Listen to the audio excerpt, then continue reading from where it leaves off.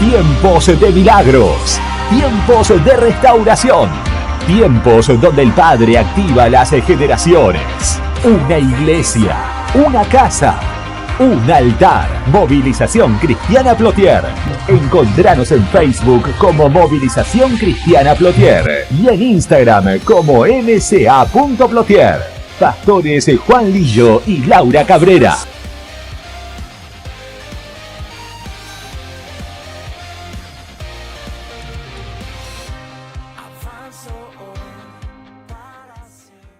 Hoy les quiero compartir brevemente y rápidamente en el libro de Marcos capítulo 11, versículo 21 al 26. Y le quiero enseñar algo, tal vez para mucho básico, pero que es importante entenderlo, que es importante, si usted quiere llamarlo así, manejarlo, para poder tener resultados. Amén, para poder tener resultados en el ámbito espiritual, para poder tener resultados en el ámbito natural, para que la palabra y todo lo que Dios ha hablado acerca de promesas que ha establecido para los hijos de Dios, podamos verla naturalizada. Amén. Entonces, en el libro de Marcos capítulo 11, versículo 21 al 26, dice algo así. Entonces Pedro, acordándose, le dijo: Maestro, mira, la higuera que maldijiste se ha secado. Respondiendo Jesús le dijo: tened fe en Dios, porque de cierto os digo que cualquiera que dijera a este monte, quítate y échate en el mar, y no duda en su corazón, sino que cree que será hecho lo que dice, lo que diga le será hecho. Por tanto os digo que todo lo que pidiereis orando, creed que lo recibiréis, y eso vendrá. Y cuando estoy orando, perdonad si tenéis algo contra alguno, para que también vuestro Padre que está en los cielos os perdone a vosotros vuestras ofensas. Porque si vosotros no perdonáis, tampoco vuestro Padre que está en los cielos os perdonará vuestras ofensas. Amén. Entonces, lo que sucedía en este momento y lo que le quiero hablar un poco en esta mañana es de la efectividad en la oración. La efectividad en aquello que oramos, amén. Tenemos que entender que la oración es parte de la vida de los hijos de Dios. La oración es parte de la vida, ¿no es cierto?, de aquellos que en cierta manera estamos establecidos, mírenme acá, establecidos sobre lo que el reino de Dios está haciendo. Entonces, si no sabemos orar o si oramos de una manera incorrecta, por más que pasemos años en los caminos de Dios o por más que pasemos años en todo lo que Dios ha establecido, no vamos a tener resultados, Por ahí vienen circunstancias, por ahí vienen adversidades, por ahí vienen situaciones donde nosotros comúnmente vamos y vamos, circunstancias cuando vienen enfermedades, circunstancias cuando estamos necesitando desesperadamente una oración de parte de Dios o una acción de parte de Dios. Entonces vamos a la oración. Pero ¿qué sucede? La oración no es tan solo para esos momentos, sino que la oración es el medio o es la comunicación que tenemos con nuestro Padre Celestial. Entonces es importante entender que si no oramos de la manera correcta, si no oramos continuamente, si no tenemos una vida de oración ejercitada o establecida en la vida de cada uno de nosotros, muchas veces nos vamos a ver frustrados. ¿Por qué? Porque no van a haber respuesta de parte de Dios. La oración es algo que todos los días tenemos que tener presente y activo en la vida de los hijos de Dios. No tan solo cuando bendecimos los alimentos, no tan solo cuando nos vamos a orar o cuando nos levantamos, sino que la oración es relación. Diga conmigo, la oración es relación con el Padre.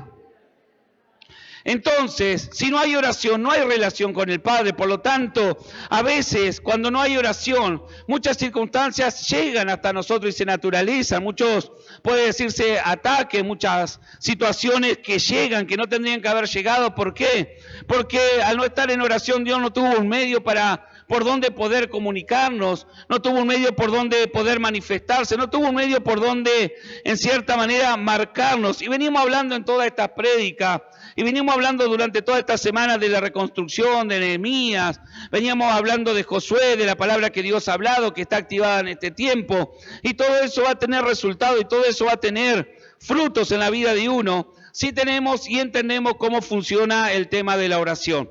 La oración es algo tan sencillo, pero también complejo a veces. Pero aquí en Marcos capítulo 11 nos encontramos que el día anterior Jesucristo pasa por un lugar y ve una higuera que estaba en cierta manera verde, que tenía hojas, y él dijo, me voy a acercar para ver y comer algún fruto de ella. Pero cuando se acerca se encuentra de que no había fruto, no había algo que comer, no había algo que esa higuera le pudiese suministrar, y entonces lo que sucede es que Jesús dice, jamás nazca fruto de ti. Suelta una palabra, diga conmigo, suelta una palabra. O suelta un decreto como lo conocemos nosotros. Y ese decreto tuvo tanta efectividad que al día siguiente cuando pasan por ese lugar, Pedro se asombra y dice, mira Jesucristo, mira Maestro, la higuera que maldijiste, aquella que le hablaste ayer, aquella que le dijiste jamás nazca fruto de ti, hoy se secó y se secó completamente hasta la raíz.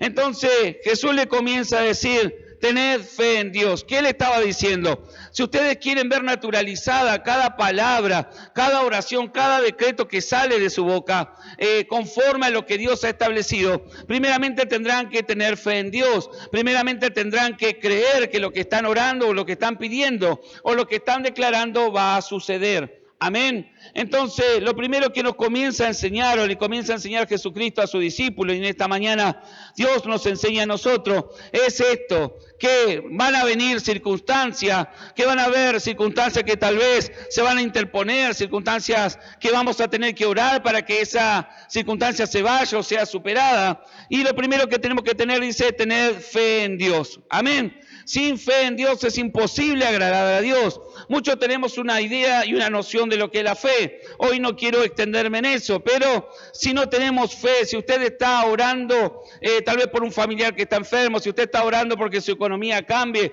si usted está orando para tener un encuentro personal con Dios, no sé qué puede estar orando pidiéndole a Dios, pero si a eso no le pone la fe de que Dios primeramente existe, segundo, de que Dios le tiene la capacidad o tiene el potencial de responder esa oración, sinceramente no va a suceder nada. Entonces Jesús le comienza a decir a esos discípulos que estaban asombrados, a Pedro, le dicen, Pedro, sabes que en cierta manera esto no es porque yo solamente sea Jesucristo, esto es porque yo sé que mi Padre es real, yo sé que mi Padre escucha y que mi Padre me ha dado autoridad. Y todo aquel que tiene fe en Dios, todo aquel que en cierta manera escudriña las Escrituras, está alineado con Dios, tendrá un nivel de autoridad donde todo lo que diga, todo lo que exprese le será hecho.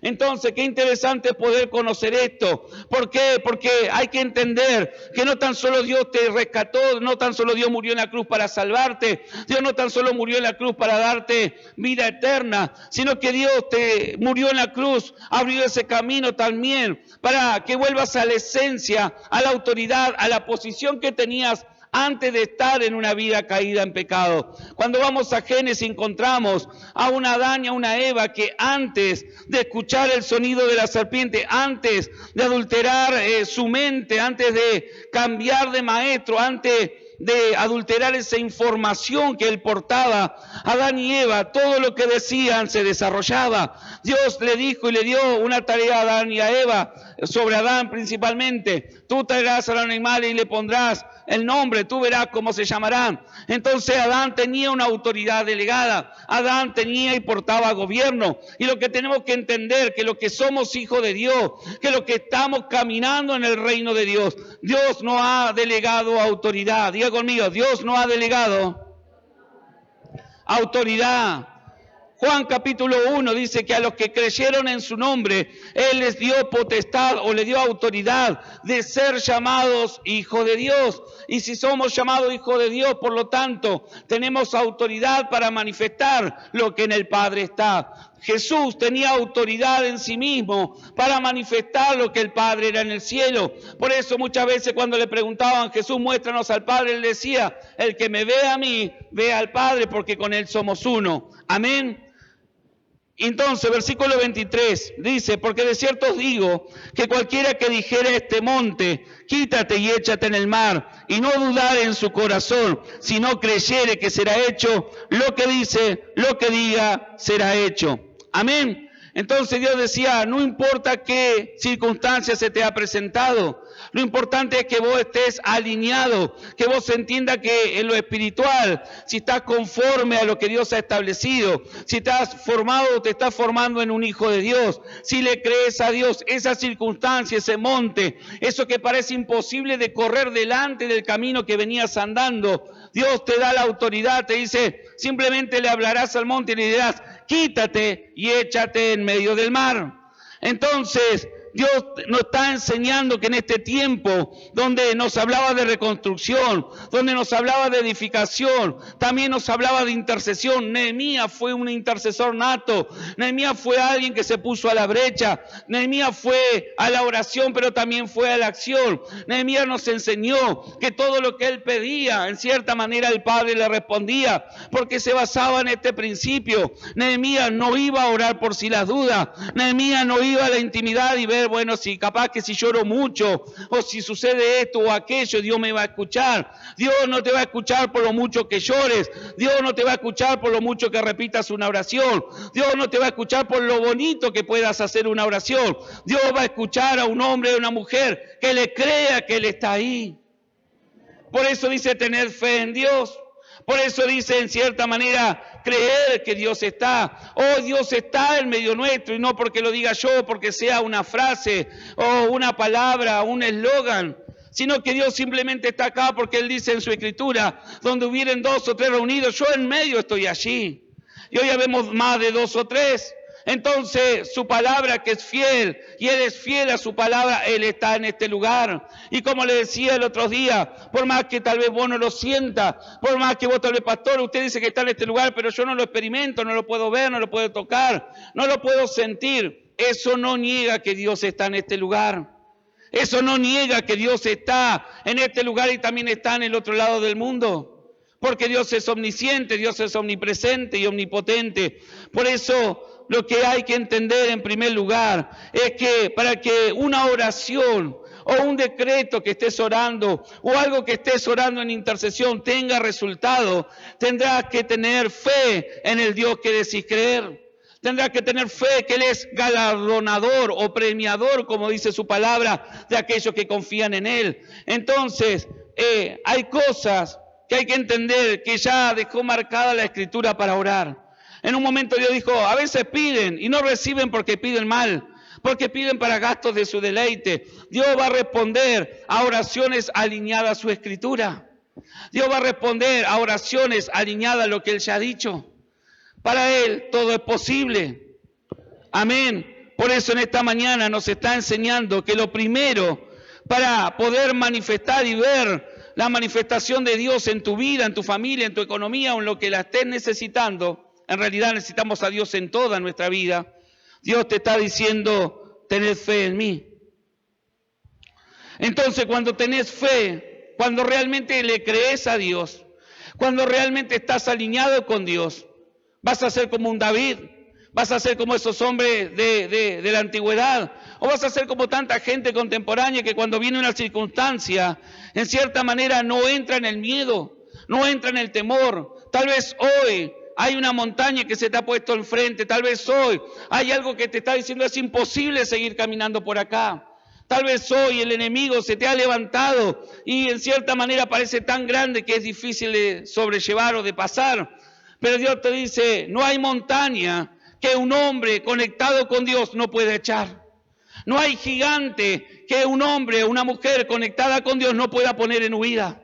No hay gigante, no hay circunstancia tan grande, aún debajo de los cielos, que Dios no tenga el poder de solucionar.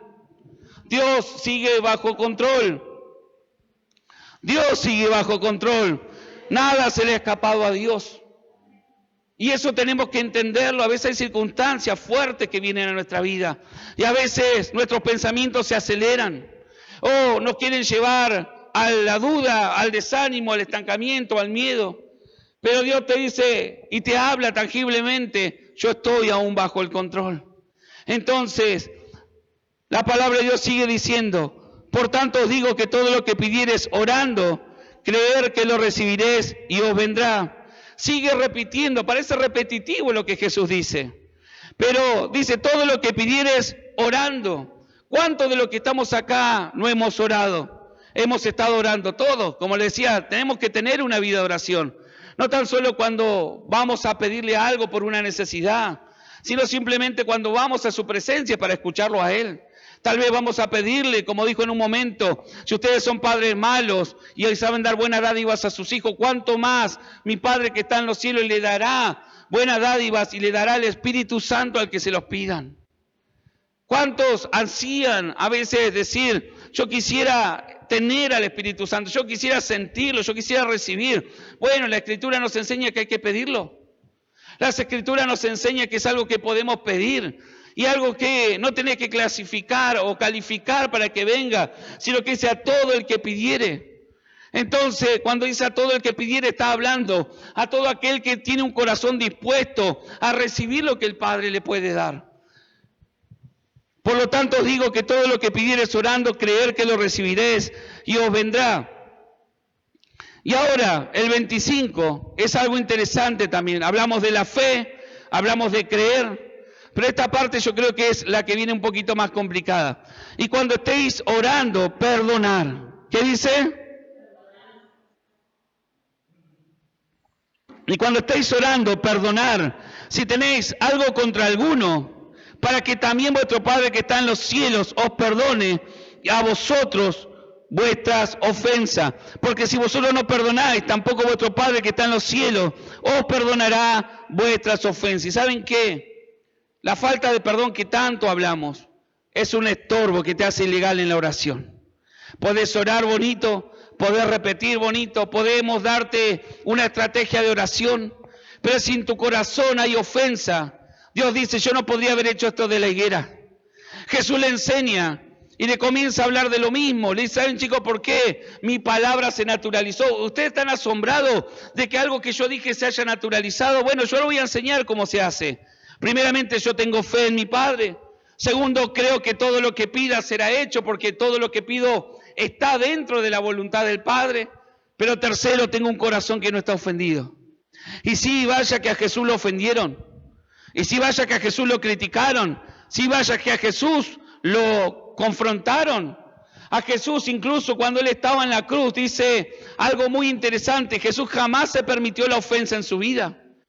Él tenía el poder. En un momento a sus discípulos le dicen, Jesús, no te recibieron. Oramos para que venga fuego y los consuma. Porque tenían el poder para hacerlo. Pero Jesús le dice, chicos, no han entendido nada. Yo no vine a perder. Yo vine a rescatar lo que está perdido. Y Jesús nos enseñó de que tenemos que formarnos en un corazón inofendible. Y es complicado, porque muchas veces a quién no lo han ofendido, a quién no le ha gustado algo que tal vez te hizo tu esposa, tu esposo, un ser querido, un compañero de trabajo o alguien en tu vida. Y nos quedamos con esa ofensa. Y con razón, pero yo tengo razón de estar enojado. Jesús lo estaban clavando en la cruz.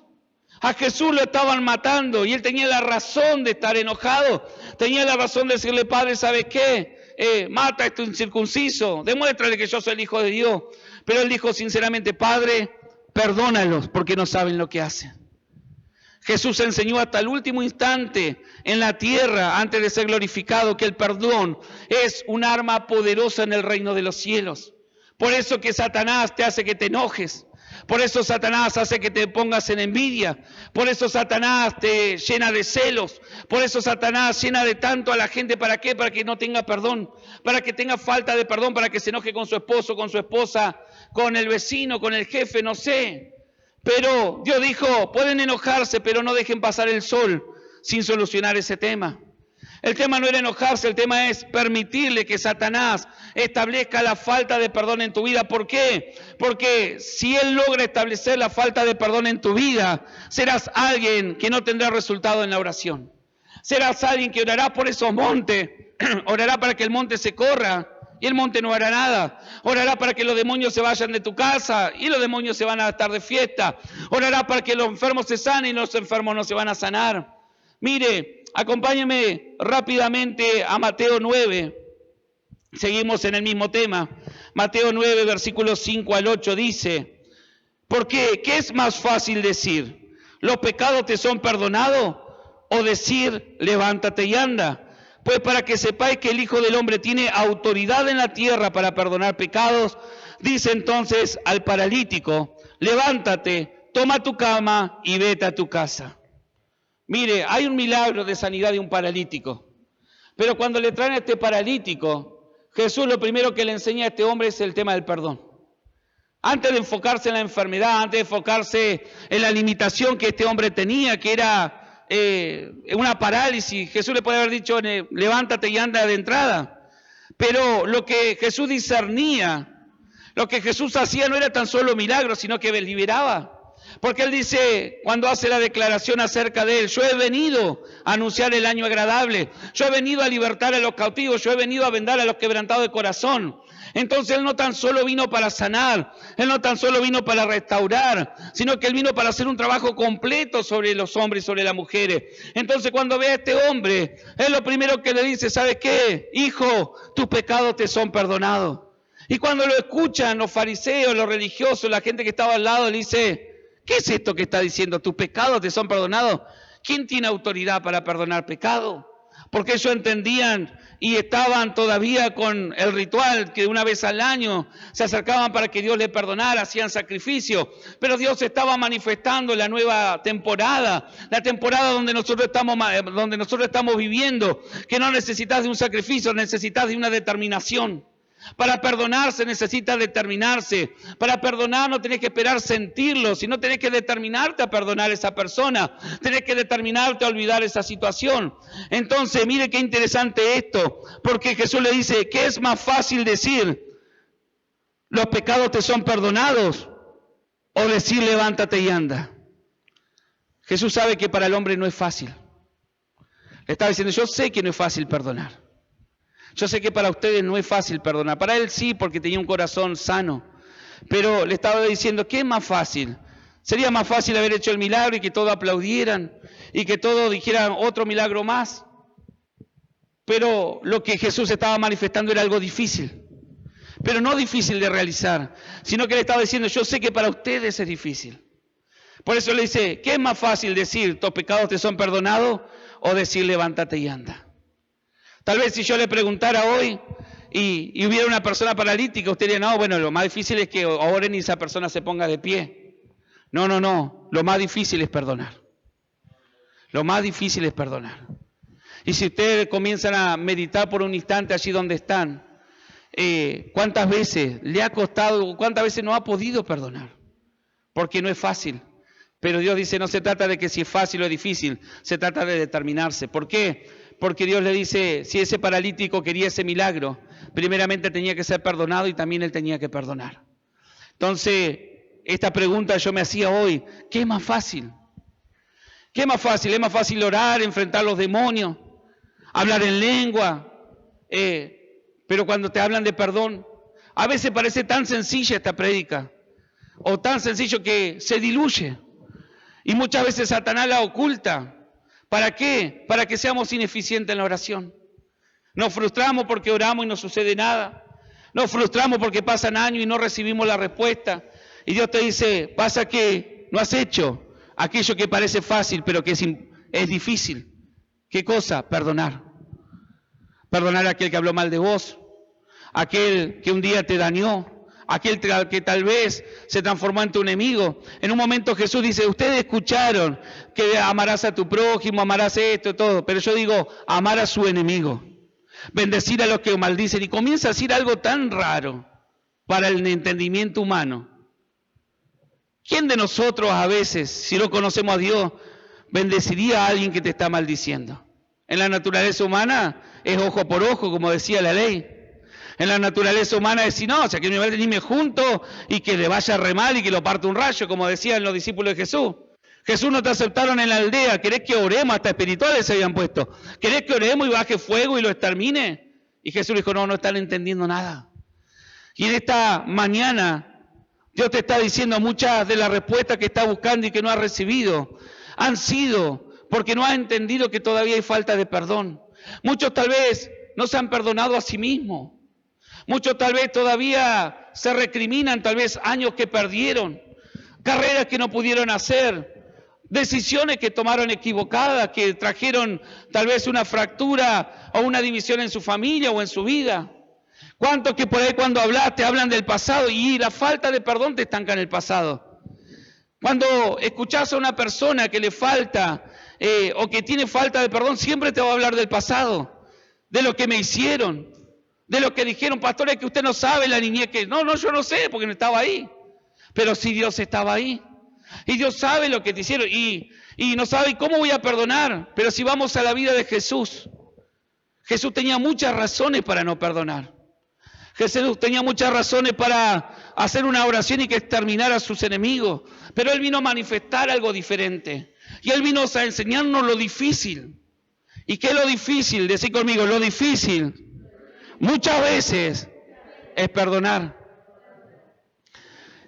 Y cuando alguien tiene falta de perdón, será alguien, te vuelvo a repetir, que aunque se pase horas orando, aunque repita las oraciones que hacen apóstoles, discípulos, que viste en internet, lo que sea, no va a haber resultado. ¿Por qué? Porque va a haber un corazón ofendido y Dios no escucha un corazón ofendido. Entonces, sigo adelante y dice, ¿por qué? ¿Qué es más fácil decir los pecados te son perdonados o decir levántate y anda? Pues para que sepáis. ¿Qué dice? Pues para que sepáis. Algo que tenés que saber hoy. Dice, pues para que sepáis que el Hijo del Hombre tiene potestad en la tierra para perdonar pecados. Dijo entonces al paralítico, levanta, toma tu cama y vete a tu casa. Entonces él se levantó y se fue a su casa y la gente al verlo se maravilló y glorificó a Dios que había dado tal potestad a los hombres. Mire, si usted lo lee rápido, lo pasa por arriba, cree que la gente se maravilló por el milagro. En realidad, de esos milagros, Dios hacía un montón en el día. Jesús hacía un montón. De esos milagros creativos, de esos milagros de levantar paralíticos, de esos milagros de abrir los ojos de los ciegos, los oídos de los sordos, hacer al mudo hablar. De eso hacía mucho Dios. Pero fíjense en que Dios lo concentró a la gente en la potestad que le dio, la autoridad que le dio al hombre de poder perdonar pecados. Y le dice, para que ustedes sepan que el Hijo del Hombre tiene autoridad o potestad en la tierra para perdonar pecados, es que hago este milagro. Y ahí recién el milagro sucede para que la gente entienda de que como él tenía un corazón que perdonó lo que ese hombre había hecho contra él. ¿Cómo que ese hombre si recién lo conocía? En realidad ese hombre tenía una vida cargada de pecados, de malas decisiones. Ese hombre tenía y necesitaba el perdón de Dios y que Dios lo habilitara nuevamente en toda la autoridad y lo estableciera como su hijo. Entonces Jesús se acerca y dice, ¿sabe qué? Tú estás paralítico, pero yo te perdono. Y cuando él soltó el perdón, algo comenzó a suceder ya en la vida de ese paralítico. Algo se rompió en el ámbito espiritual. ¿Qué se rompió? Las cadenas de opresión que la tenían el enemigo. Ese hombre estaba paralítico por causa de la opresión que Satanás le hacía. Ese hombre estaba paralítico porque Satanás le recordaba que había sido ilegal y había detenido su andar. Muchas veces Dios nos habla de esos paralíticos que tal vez en lo natural caminan, pero en lo espiritual están estancados. Muchas veces de esos paralíticos que ya en lo espiritual no pueden ponerse de pie, como yo le hablaba el otro día, esforzar las manos debilitadas, fortalecer las rodillas endebles. ¿Por qué? Porque muchas veces en lo espiritual la falta de perdón te traerá una parálisis, te estancará, te encerrará y no podrás seguir caminando, no podrás seguir avanzando, no podrás alcanzar todo lo que Dios ha dicho que va a alcanzar en este 2022 o todo lo que Dios ha prometido para tu vida. Amén.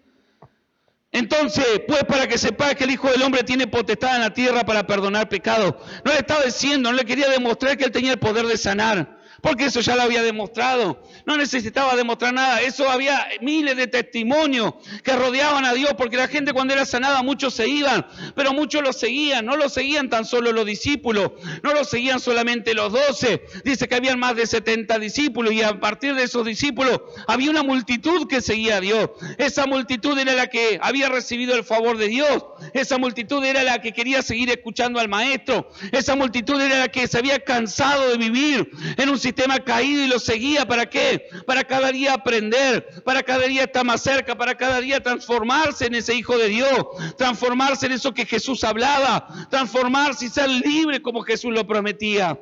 Entonces Dice que esta muchedumbre que estaba allí se maravilló, porque hasta ese momento ellos no sabían que un hombre podía perdonar, aunque muchas veces estaba establecido. Entonces dice, miren, ustedes creen que esto es difícil, pero para que sepan que esto es real, yo ahora le voy a decir, tus pecados son perdonados, levántate y anda. Y se levantó y anduvo, se levantó ese paralítico y fue restaurado. Y dice que la gente se maravilló. Mire, dice, y la gente, versículo 8, y la gente al verlo se maravilló. ¿Qué hizo la gente? Y glorificó a Dios que había dado tal potestad a los hombres. No dice a Jesús, porque entendió la enseñanza que Jesús le quiso dar. Le quiso hacer, ¿sabe qué? Ustedes están habilitados para ser perdonados por mi Padre, pero también para perdonar. Y es justamente esa autoridad que no hemos usado. Es un arma que ha quedado escrito allí en el versículo 8, escondida, como algo bonito, como que parece un broche, un cierre que le ponen a algo. Pero en realidad es un arma poderosa en el ámbito espiritual. Entonces Jesús le dice, y la gente dice, al verlo se maravilló y glorificó a Dios que había dado tal potestad. A veces autoridad creemos que es solamente orar en voz alta. A veces autoridad solamente en el ámbito espiritual creemos que es hablar en lenguas, gritar más fuerte y que con eso los demonios van a huir. Jesús no tuvo que gritar para que este hombre sea sanado, no tuvo que hacer un ritual, simplemente lo tuvo que perdonar. Y Dios me hablaba en esta madrugada, y Dios me hablaba en este día, de que muchos cuando perdonen, se desatará la mayor manifestación de los cielos sobre su vida. Muchos están buscando una respuesta mágica. Muchos están buscando algo, pastor, y que me tengo que decir, sí, tenés que ayunar, tenés que orar, tiene que ser un estilo de vida. Tiene que ser algo incorporado. Pero lo que Dios en esta mañana te quiere entregar, esa potestad, esa autoridad que quedó escondida allí, que la enseñó con este paralítico, que la enseñó con la higuera seca, que le dijo, yo tengo resultados porque tengo un corazón inofendible. Yo tengo resultados porque no le guardo rencor aún a aquellos que me quieren apedrear. Yo no le guardo rencor y le enseñó a sus discípulos a no guardarle rencor a aquellos que en cierta manera buscaban incluso matarle.